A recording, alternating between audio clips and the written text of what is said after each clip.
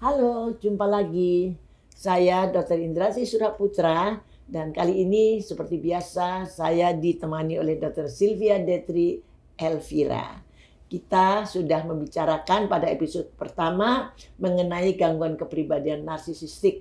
Sekarang pada episode kedua kita akan melanjutkan pembicaraan mengenai gangguan kepribadian narsisistik ini. Sebelum kita lanjut, saya akan ulangi lagi apa tanda-tanda atau kriteria dari gangguan kepribadian narsisistik ini. Jadi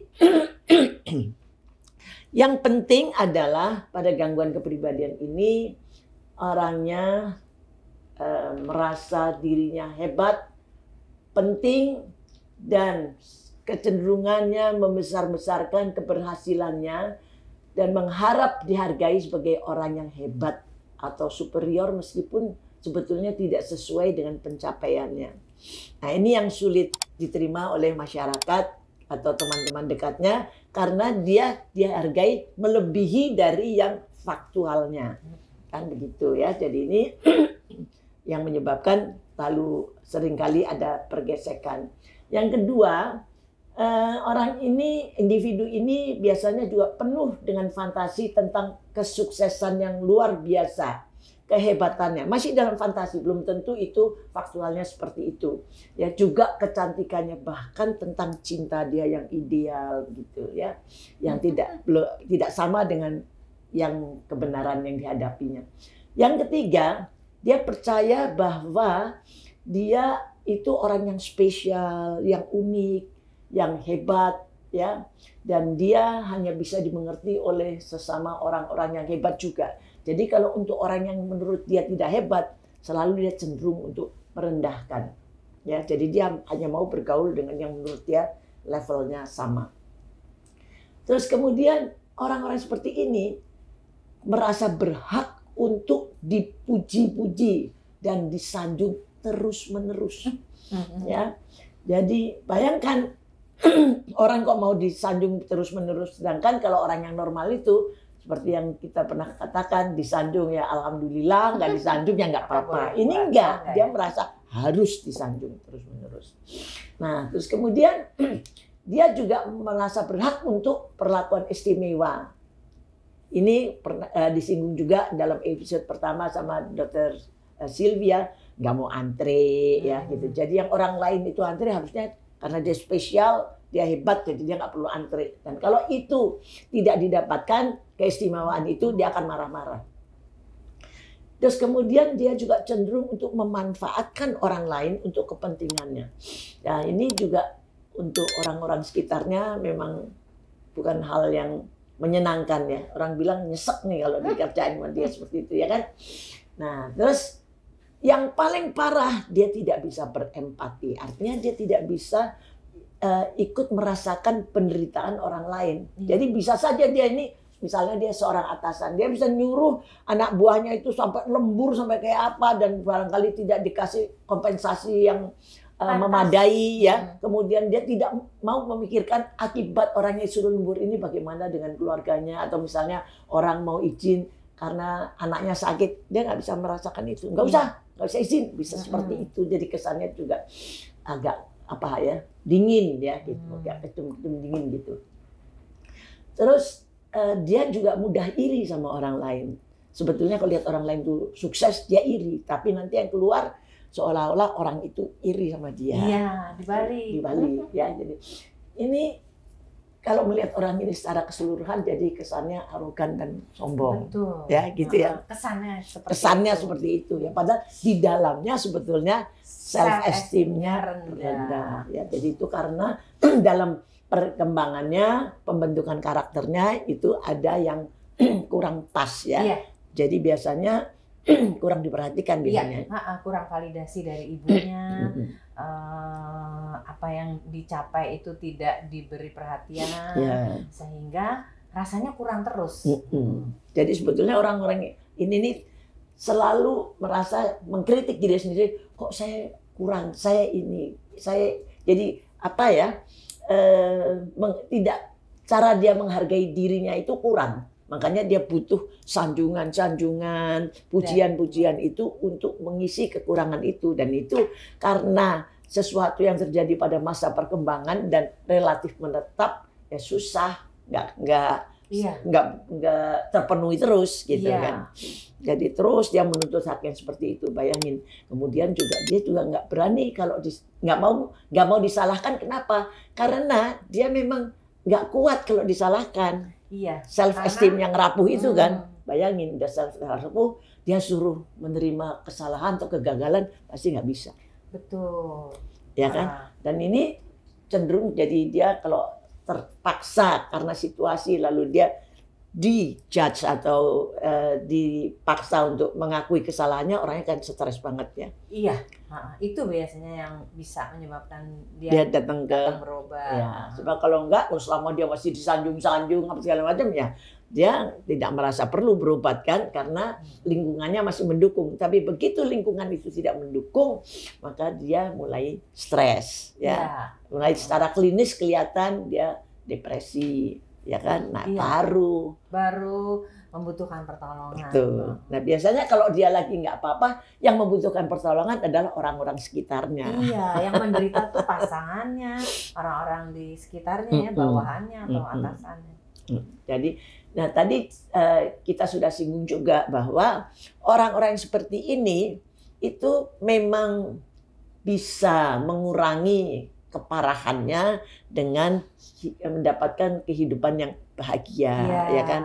Jadi mendapatkan pekerjaan, pasangan yang bisa mengerti. Ya. Pasangan mengerti itu kayak apa? Coba. Jadi berarti dimuji-muji terus gitu. Iya. Jadi misalnya kalau nggak dipuji, udah lama nggak dipuji, ngambek terus marah ya kan?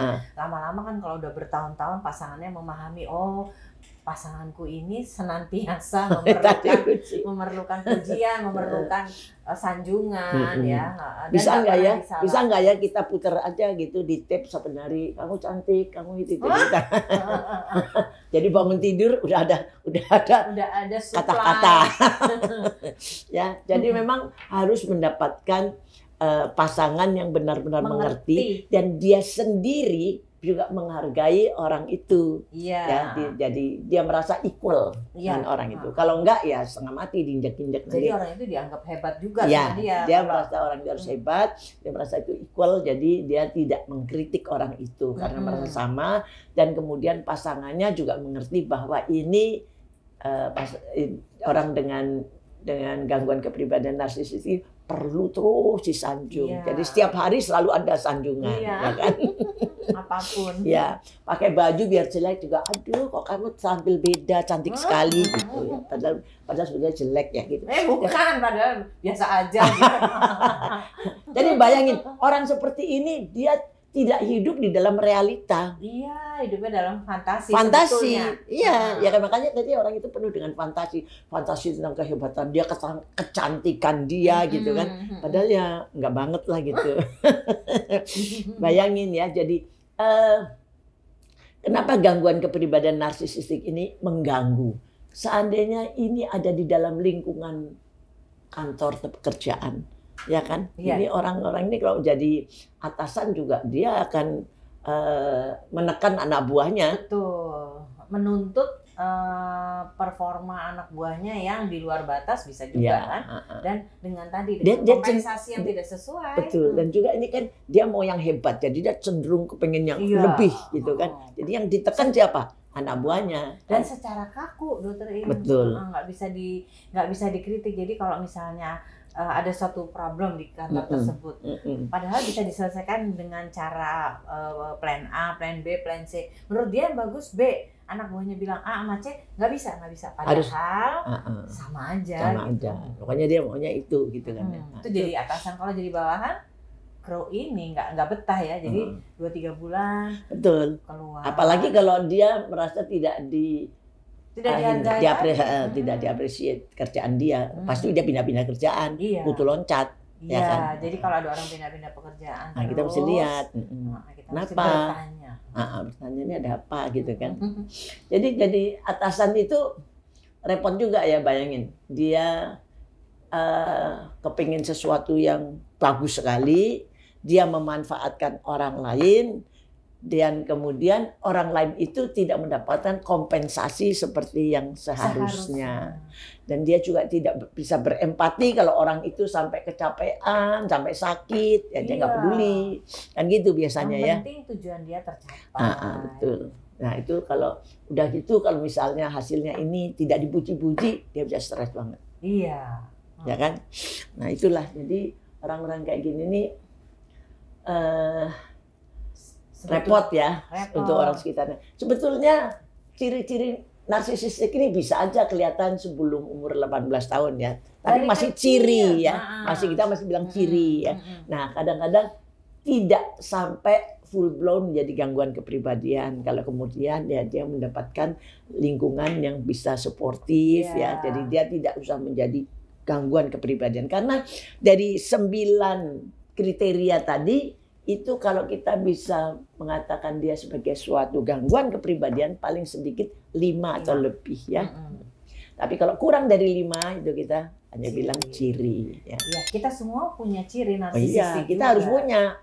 Ya kan, kita kan senang dipuji. Cuman kalau nggak dipuji ya kita stres sebentar. Tapi udah gitu, udahlah apa boleh buat gitu kan, tahu diri gitu. Tapi untuk menjadi rapi, untuk bekerja dengan sebaik-baiknya itu juga perlu ciri narsisisme. Betul. Betul ya, jadi kita punya apa ya, ada kemauan untuk melakukan yang terbaik. Begitu kan. Cuma bedanya kita ini fleksibel, Dokter In. Kalau mereka itu kaku atau infleksibel, kalau kita fleksibel. Kalau rasanya kurang sesuai ya dengan orang itu, kita bisa memodifikasi pendapat kita. Karena ini orang yang maladaptif kan, jadi situasi kondisi berubah ya dia nggak peduli. Nggak bisa. Ya orang yang maladaptif, kaku, ya sulit. Jadi kesannya memang terus kayak arogan, mau menang sendiri ya gitu ya.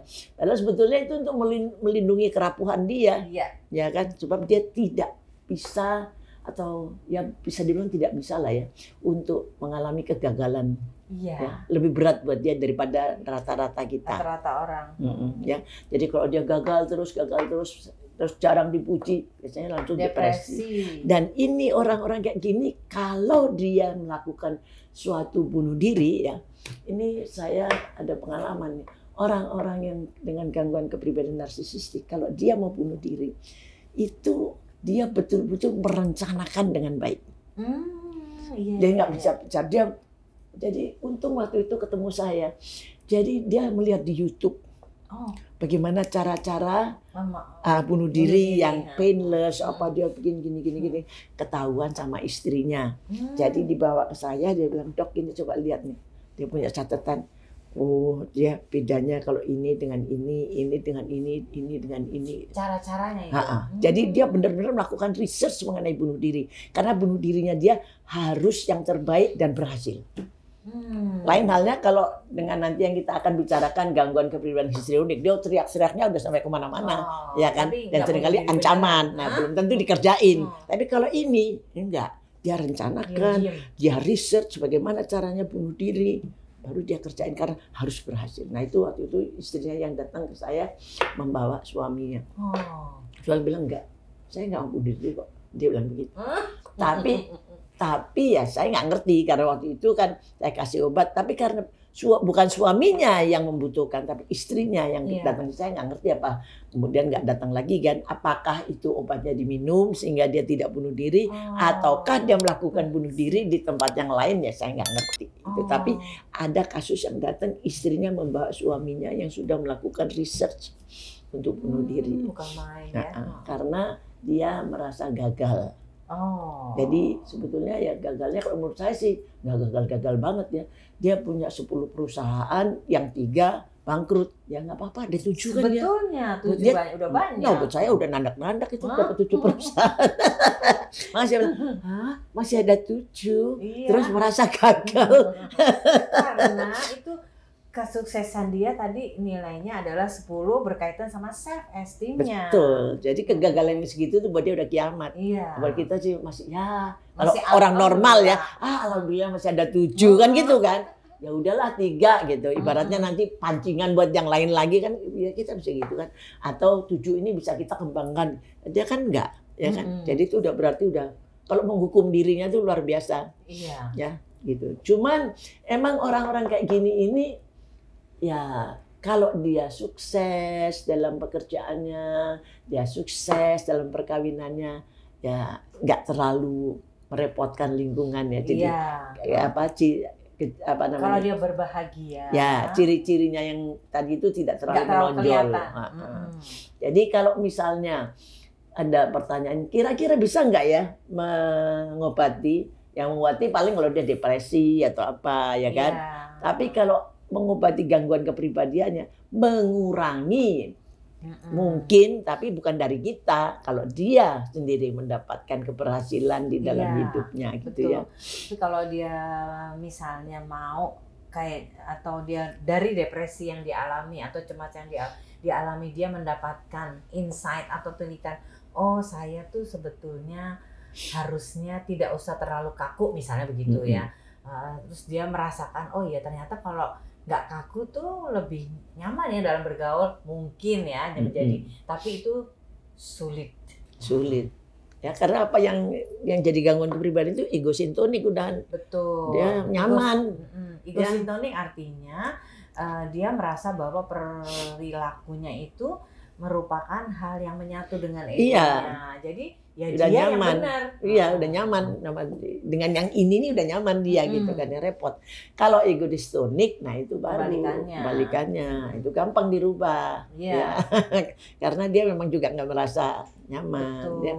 Jadi untuk kesimpulannya adalah gangguan kepribadian narsisistik itu adalah satu gangguan kepribadian yang memang ada superiority kompleks di situ, dan kemudian yang paling penting di sini adalah ini sulit dirubah perilakunya yang maladaptif ini, dan kemudian kalau misalnya orang-orang itu merasa bahwa individu dengan gangguan kepribadian narsisistik itu adalah orang yang perlu dijauhi, sebetulnya kami harapkan bisalah berkonsultasi dengan psikiater atau psikolog ya, supaya dia lebih mempunyai insight ya what is happening, terutama ini psikoterapi ya di sini yang penting, sangat penting, karena ini berkaitan dengan gangguan kepribadian, ini berkaitan dengan perkembangan, jadi sesuatu yang sudah berjalan dari kecil. Jadi itu tidak bisa dengan psikoterapi yang biasa. Jadi ini harus dibongkar, harus gimana, ibarat rumah ya, itu kita perbaiki lagi dari fondasinya. Ya, tapi itu bisa dilakukan ya. Bisa berbulan-bulan bahkan bertahun-tahun. Ya, tapi yang penting kan orang itu ada insight lah. Paling sedikit ya, tidak bisa berubah menjadi orang yang normal gitu enggak, tapi berkurang kan sudah bagus ya, rasanya lebih bisa udah beradaptasi bisa lebih begitu ya. Dan satu lagi juga, kita tidak bisa menjudge orang itu dengan narsis hanya dengan satu tanda-tanda saja ya. Jadi itu paling ciri, dan kita sendiri sebagai orang normal membutuhkan ciri narsisistik itu agar kita juga jadi orang yang rapi, betul, dan kita high achiever ya, jadi kepengen sesuatu yang bagus, tapi tentu tidak ada yang merasa berhak atau superioritas kompleksnya, itu nggak usah ya. Karena itu merepotkan ya. Jadi sesuai dengan permintaan waktu itu yang masuk mengenai pembicaraan mengenai gangguan kepribadian narsisistik, semoga apa yang sudah kami bicarakan atau diskusikan ini bisa dimengerti. Apabila tidak, silahkan menghubungi kami di sosmed di bawah ini. Terima kasih.